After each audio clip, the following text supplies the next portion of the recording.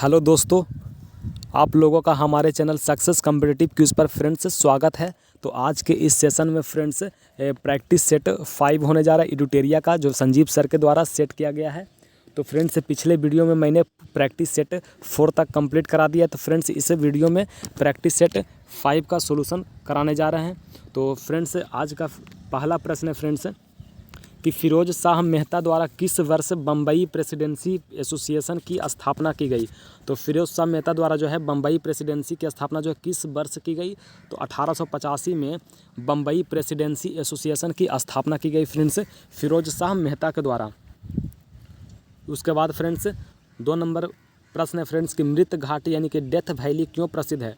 तो मृत घाटी जो है फ्रेंड्स अत्यधिक उष्णता के कारण प्रसिद्ध है। आंसर इसका 2 का सी है फ्रेंड्स, अत्यधिक उष्णता यानी कि सबसे ज़्यादा गर्मी के कारण मृत घाटी प्रचलित है। इसके बाद फ्रेंड्स 3 नंबर में कह रहा है कि जलोढ़ मिट्टी के संबंध में कौन सा कथन जो है सत्य है। तो जलोढ़ मिट्टी के संबंध में कौन सा कथन सत्य है, तो इसमें जो है कथन सत्य जो है पढ़ देते हैं। आंसर इसका फ्रेंड्स है डी नंबर आंसर है इसका, 1 और 3 सही है। तो फ्रेंड्स 1 नंबर में कह रहा है कि जलोढ़ मिट्टी प्रायद्वीपीय प्रदेश में पूर्वी तट की नदी डेल्टाओं और नदियों की घाटियों में पाया जाता है। तो जलोढ़ मिट्टी जो है फ्रेंड्स प्रायद्वीपीय प्रदेश में पूर्वी तट की नदी डेल्टाओं और नदियों के घाटियों में पाया जाता है। तो ये 1 नंबर सही है फ्रेंड्स। उसके बाद फ्रेंड्स 3 नंबर में कह रहा है कि जलोढ़ मिट्टी में पोटास की मात्रा अधिक पाई जाती है। तो जलोढ़ मिट्टी में जो है पोटास की मात्रा सबसे अधिक पाई जाती है। तो 1 के बाद 3 नंबर भी सही है फ्रेंड्स, तो आंसर इसका डी नंबर होगा। इसके बाद फ्रेंड्स 4 नंबर कह रहा है कि सूर्य ग्रहण की स्थिति में क्या होता है। तो सूर्य ग्रहण की स्थिति में क्या होता है, तो आंसर इसका फ्रेंड्स 3 नंबर है कि चंद्रमा जब सूर्य और पृथ्वी के बीच आ जाता है। जब सूर्य और पृथ्वी के बीच में चंद्रमा अगर आ जाता है तो सूर्य ग्रहण हो जाता है। तो 4 का आंसर सी है। 5 में कह रहा है फ्रेंड्स कि यूरेनियम के भंडार में निम्नलिखित देशों में कौन सा देश शीर्ष है। तो सबसे ज़्यादा जो है यूरेनियम का भंडार किस देश में, तो ऑस्ट्रेलिया में सबसे ज़्यादा यूरेनियम का भंडार है। इसके बाद 6 नंबर कह रहा है कि निम्नलिखित में से सही सुमेलित नहीं है। कौन सा जो है सही सुमेलित नहीं है, तो 6 का आंसर जो है डी जो है डेविस जल संधि जो है बैफिन खाड़ी और प्रशांत महासागर, यह गलत है। डेविस जल संधि जो है फ्रेंड्स कनाडा और ग्रीनलैंड के बीच में, कनाडा और ग्रीनलैंड के बीच में है। तो डेविस जल संधि जो है कनाडा और ग्रीनलैंड के बीच में है। आंसर इसका डी नंबर जो है गलत है। और 10 डिग्री चैनल जो है अंडमान और निकोबार द्वीप समूह के बीच में, यह सही है। डोवर जल संधि इंग्लिश चैनल और उत्तरी सागर के बीच में, यह भी सही है फ्रेंड्स। इसके बाद सी में कह रहा है कि मलक्का जल संधि, तो मलक्का जल संधि जो अंडमान सागर और दक्षिण चीन सागर के बीच में, यह भी सही है। तो आंसर इसका 6 का डी होगा। इसके बाद फ्रेंड्स 7 नंबर कह रहा है कि ओलिव रिडले कछुआ के स्थल के रूप में कौन सा स्थल जो है प्रचलित है। तो ओलिव रिडले कछुआ जो है इसके लिए कौन सा स्थल जो है सबसे प्रचलित है। तो ओलिव रिडले कछुआ जो है भीतरकनिका में पाया जाता है। तो आंसर इसका ए नंबर होगा, भीतरकनिका। 8 में कह रहा है फ्रेंड्स कि किस वन क्षेत्र में पृथ्वी का फेफड़ा के रूप में जाना था। किस वन क्षेत्र को पृथ्वी का फेफड़ा कहते हैं। तो अमेजन वर्षा वन को जो है पृथ्वी का फेफड़ा कहा जाता है। इसके बाद 9 नंबर में कह रहा है कि ओजोन परत को सबसे अधिक नुकसान कौन पहुंचाता है। तो ओजोन परत को सबसे अधिक नुकसान जो है क्लोरोफ्लोरोकार्बन, जिसे CFC कहते हैं, क्लोरोफ्लोरोकार्बन जो है ओजोन परत को सबसे अधिक नुकसान पहुंचाता है। इसके बाद फ्रेंड्स 10 नंबर में कह रहा है कि पारिस्थितिकी तंत्र की संकल्पना को किसने प्रस्तावित किया था। तो पारिस्थितिकी तंत्र की संकल्पना को किसने प्रस्तावित किया था, तो इसका आंसर जो है एजी टाउंसले ने पारिस्थितिकी तंत्र की संकल्पना को प्रस्तावित किया था। इसके बाद फ्रेंड्स 11 नंबर में कि पश्चिम की ओर प्रवाहित होने वाली नदी या नदियाँ कौन सी है। तो पश्चिम की ओर प्रवाहित होने वाली जो नदी है कौन सी नदी है, तो आंसर इसका है बी नंबर 1, 2, 3 नर्मदा, माही और ताप्ती नदी जो है पश्चिम की ओर बहती है। तो आंसर 11 का बी है। 12 में कह रहा है फ्रेंड्स कि सोडियम हाइड्रोक्साइड और हाइड्रोक्लोरिक अम्ल की अभिक्रिया से सोडियम क्लोराइड और जल बनते हैं। यह कौन सी अभिक्रिया है। तो यह कौन सी अभिक्रिया है फ्रेंड्स, तो यह उदासीनीकरण की अभिक्रिया है। उदासीनीकरण की अभिक्रिया के कारण जो है सोडियम हाइड्रोक्साइड और हाइड्रोक्लोरिक अम्ल की जब अभिक्रिया कराया जाता है तो सोडियम क्लोराइड और जल बनता है, उदासीनीकरण अभिक्रिया के कारण। इसके बाद 13 में कह रहा है फ्रेंड्स कि निम्न में से कौन ऑक्सीकरण नहीं है। तो निम्न में से जो है कौन ऑक्सीकरण नहीं है, तो अपक्षेपण जो है ऑक्सीकरण का कारक नहीं है, तो आंसर इसका बी होगा। इसके बाद 14 में कह रहा है फ्रेंड्स कि कौन सा अधातु विद्युत का सुचालक होता है। तो कौन सा धातु विद्युत का सुचालक होता है, तो ग्रेफाइट जो है विद्युत का सुचालक होता है।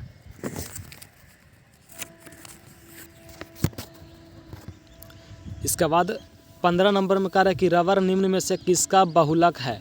तो रबर जो है निम्न में से किसका बहुलक है, तो रबर जो है आइसोप्रीन का बहुलक होता है। आंसर 15 का डी होगा। इसके बाद 16 में कह रहा है कि वास्तविक वस्तु का हमेशा सीधा प्रतिबिंब बनाने वाला दर्पण कौन सा है।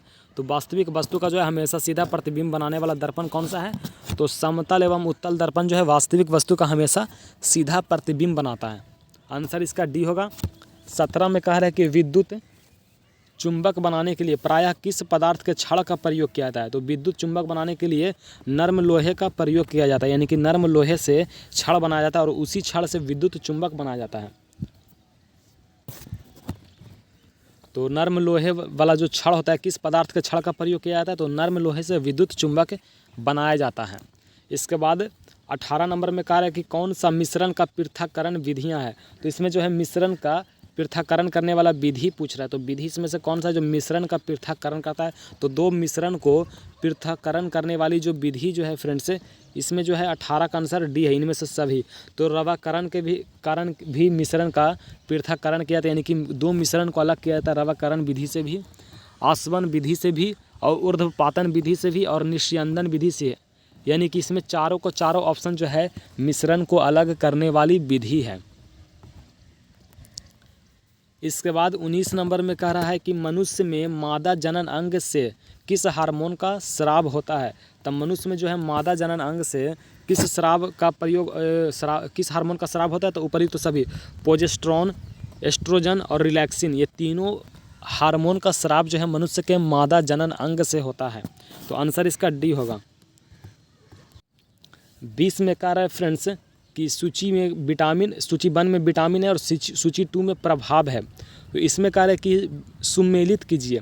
तो 20 का आंसर फ्रेंड्स बी नंबर है।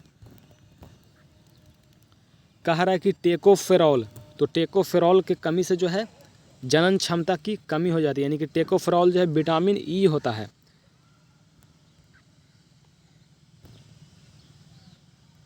इसके बाद फ्रेंड्स कह रहा है कि नेफ्थोक्विनोन, तो टेकोफेरॉल से जनन क्षमता की कमी होता है फ्रेंड्स। 1 मिनट फ्रेंड्स, टेकोफेरॉल से जनन क्षमता की कमी होता है। उसके बाद फ्रेंड्स नेफ्थोक्विनोन, तो नेफ्थोक्विनोन जो है चोट लगने पर रक्त का थक्का न जमने से अधिक स्राव, यानी कि जब किसी व्यक्ति को चोट लगता है तो उसका रक्त का थक्का नहीं जमता, जिससे उसका खून सबसे ज़्यादा बह जाता है। तो नेफ्थोक्विनोन विटामिन की कमी के कारण जो है चोट लगने पर रक्त का थक्का नहीं जमता है और रक्त का स्राव जो है अधिक हो जाता है। इसके बाद सी में कह रहा है थायमीन, तो थायमीन की कमी से बेरी रोग होता है। इसके बाद डी में कह रहा है कि साइनोकोबालामीन, तो साइनोकोबालामीन जो है तंत्रिका तंत्र की गड़बड़ियाँ आती है। साइनोकोबालामीन के कारण तंत्रिका तंत्र में यानी कि मस्तिष्क में गड़बड़ी आती है। तो इसके बाद फ्रेंड्स 21 नंबर कह रहे हैं कि अमीबा में भोजन का अंतर्ग्रहण किसके द्वारा होता है। तो अमीबा में जो है भोजन का अंतर्ग्रहण जो है किसके द्वारा होता है, तो अमीबा जो है भोजन किससे खाता है, तो कुटपाद के द्वारा भोजन ग्रहण करता है अमीबा। 22 में कह रहा है कि कौन ऊर्जा का मात्रक है, तो ऊर्जा का मात्रक जो है जूल है। 23 में कह रहा है कि संविधान के किस भाग में सहकारी समिति का उपबंध किया गया है। तो सहकारी समिति का जो उपबंध किया गया संविधान के कितने भाग में, तो संविधान के 9 के खा में सहकारी समिति का उपबंध किया गया है। इसके बाद 24 नंबर में कह रहा है फ्रेंड्स के निम्न कथनों पर विचार व्यक्त कीजिए। तो निम्न कथनों पर जो है विचार व्यक्त करने के लिए कह रहा है 24 का आंसर जो है फ्रेंड्स बी नंबर है। वी में कह रहा है कि कौन सा कथन सही है। बी में कह रहा है कि 32 के तहत सर्वोच्च न्यायालय रिट जारी करता है, जबकि अनुच्छेद 226 के तहत उच्च न्यायालय रिट जारी करता है। यह जो है बिल्कुल सही है फ्रेंड्स, 1 नंबर गलत है। इसके बाद 25 नंबर में आते हैं। 25 नंबर में कह रहा है कि मौलिक कर्तव्य के संबंध में निम्न में से कौन सा कथन सही है। तो मौलिक कर्तव्य के संबंध में कौन सा कथन सही है, तो इसका आंसर जो है कथन जो है इसमें 1, 2 और 3 तीनों सही है। एक में कह रहा है फ्रेंड्स कि सरदार स्वर्ण सिंह समिति के सुझाव पर भारतीय संविधान में मौलिक कर्तव्य को जोड़ा गया। तो सरदार स्वर्ण सिंह समिति के सुझाव पर भारतीय संविधान में मौलिक कर्तव्य को जोड़ा गया, यह बिल्कुल सही है। 2 में कह रहा है कि सरदार स्वर्ण सिंह समिति ने संविधान में 8 मूल कर्तव्यों को जोड़े जाने का सुझाव दिया था। तो 8 मूल कर्तव्य को जोड़े जाने का सुझाव किसने दिया था? तो सरदार स्वर्ण सिंह समिति की सिफारिश पर। इसके बाद 3 नंबर में कह रहा है कि 42वां संविधान संशोधन के द्वारा 10 मौलिक कर्तव्य संविधान में जोड़े गए थे, यह भी सही है फ्रेंड्स 3 नंबर।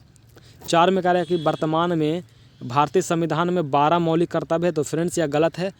संविधान में जो है 11 मौलिक कर्तव्य है और एक मौलिक कर्तव्य जो है संपत्ति का अधिकार, जिसे मौलिक कर्तव्य से हटाकर उसे कानूनी अधिकार में ला दिया गया, जिसे अनुच्छेद 300 के का के तहत उसे जोड़ा गया है।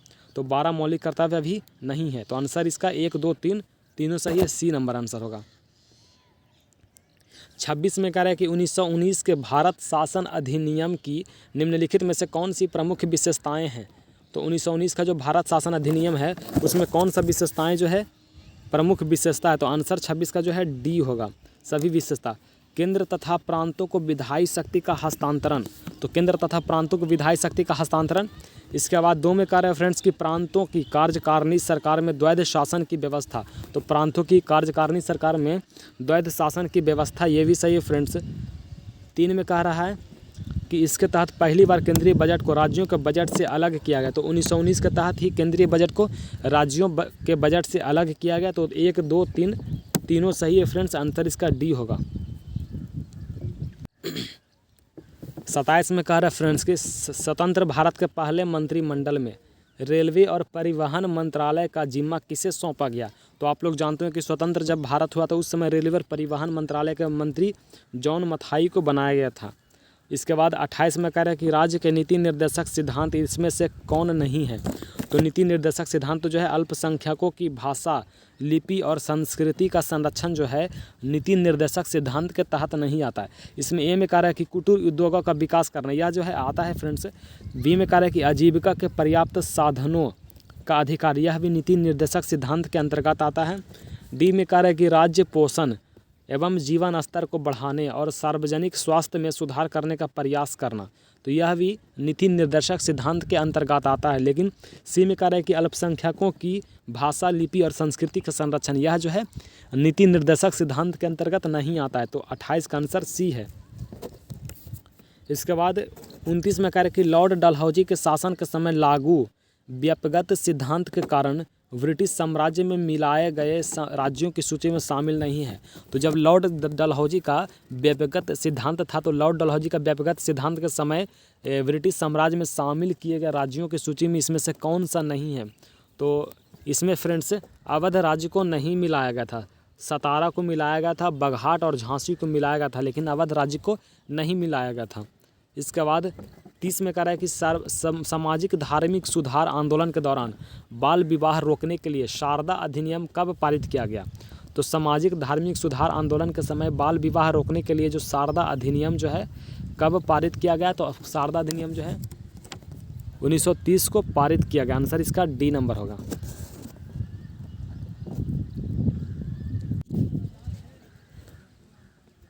इसके बाद फ्रेंड्स 31 नंबर में कह रहा है कि भारत में हुए किसान आंदोलन में प्रथम भारतीय किसान स्कूल की स्थापना किसके द्वारा की गई?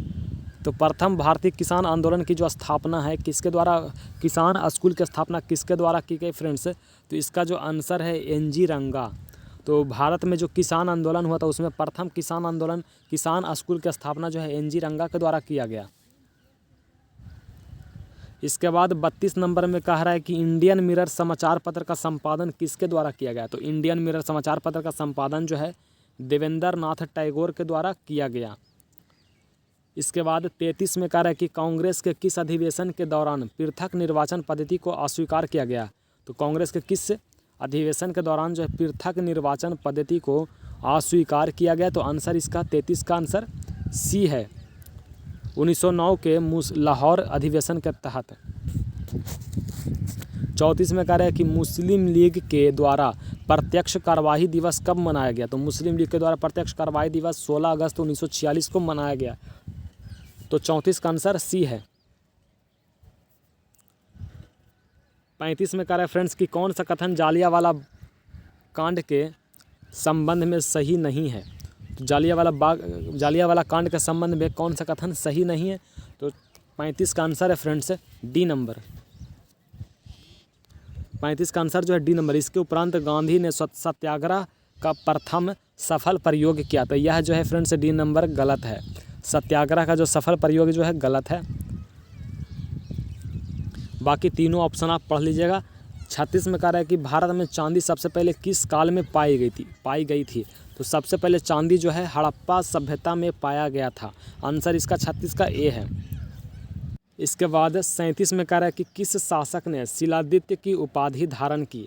तो किससे शिलादित्य की उपाधि दिया गया फ्रेंड्स। तो हर्ष को, राजा हर्ष को शिलादित्य की उपाधि से सम्मानित किया गया। 37 का आंसर सी है। इसके बाद फ्रेंड्स 38 में कह रहा है कि किस संत को कृष्ण और विष्णु का अवतार माना जाता है। तो कृष्ण और विष्णु का अवतार जो चैतन्य महाप्रभु को माना जाता है।